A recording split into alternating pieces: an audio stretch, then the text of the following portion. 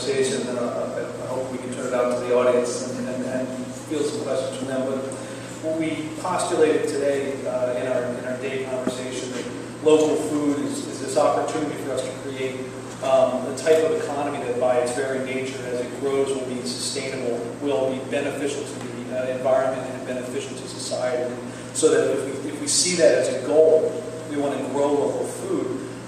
There's a real connection between the needs of the urban environment, 9 million people in New York City, and the suburbs and the upstate and region beyond just the local. And cities are doing so much now to set the agenda for sustainable change. But in this particular case, you're really connected. The rural areas are connected to the city. You're both invested in a shared common goal where it's better for the economy of the upstate New York area or the region of Pennsylvania, New Jersey, but it's also better for the city. How do cities work with regions and states and different types of governments, like suburban governments, the villages of Long Island, for example, to develop a policy that actually has to be enacted across many layers of government, many boundaries? And I'd be curious, because that always seems to be the point where things begin to break down. You begin to have trouble getting past that point. It gets too complex. How maybe this council is an excellent idea, but I'd be curious. The city has done a number of things that kind of connect in brownfields, for example, to assist in thinking about partnering with the state. But how do you solve that kind of a problem? I'll throw that out to you. Unfortunately, I don't have an answer. Some of our, we talked about lobbying on controversial goals. Some of our more controversial proposals have actually died trying to do the regional and state connections, congestion pricing, and our effort to try to rationalize that issue has been one of those. I think, and this is actually more of an opportunity because I don't have the answer to the challenge, that food offers a unique opportunity, unlike most other issues, to break down, I think, the false dichotomy between rural and urban policy, because there's a real symbiotic relationship and a real opportunity. We can't survive without rural areas, and where there will always be a majority of our food production. It's not going to be generated in the cities. There are some that can be, but a majority is going to come from rural, suburban areas. They need urban areas for their markets. More and more, as you see, over half the world's population now lives in cities outside of the U.S.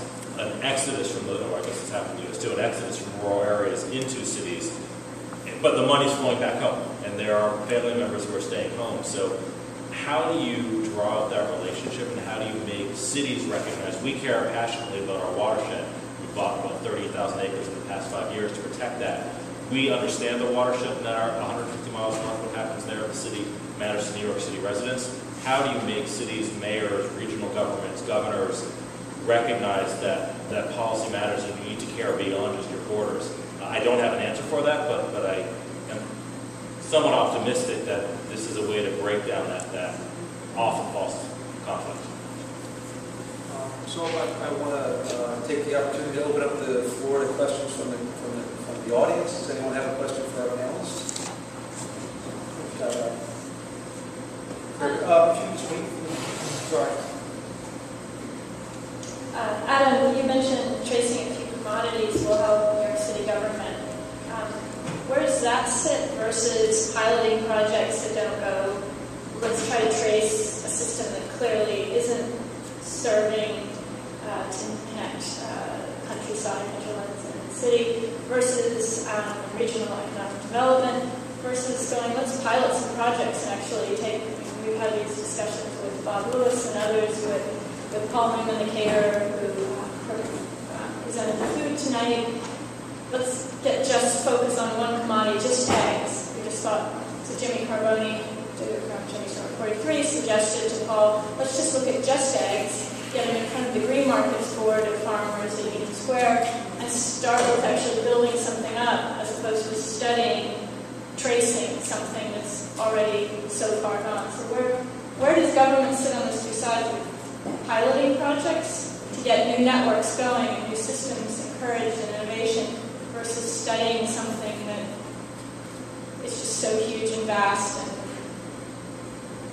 And I think there's an important balance. You want to make sure that a pilot is the right pilot, so that if it fails, it doesn't set you back. Green infrastructure I'll use as an example. It started in our office, understanding Philadelphia, Portland, other cities, we're utilizing green infrastructure to capture rainwater. For every inch of rain we get in the city, it's about 1 billion gallons of stormwater we need to try to capture and manage.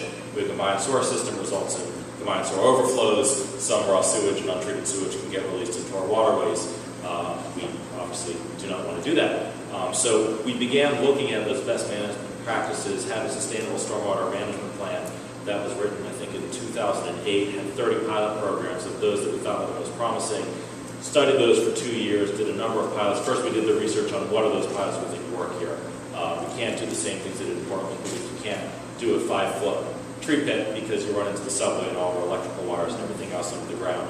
But from that pilot, from the research, we were able to then convert that into now a $1.5 billion green infrastructure plan that we launched last year and are saturating the city in many areas for combined storage to get 10% permeability of the surface there. So I think we try to do those innovative pilots, trying to take a brownfield, lightly polluted site into urban agriculture, looking at wholesale markets, and can we create a wholesale farmers market in the city.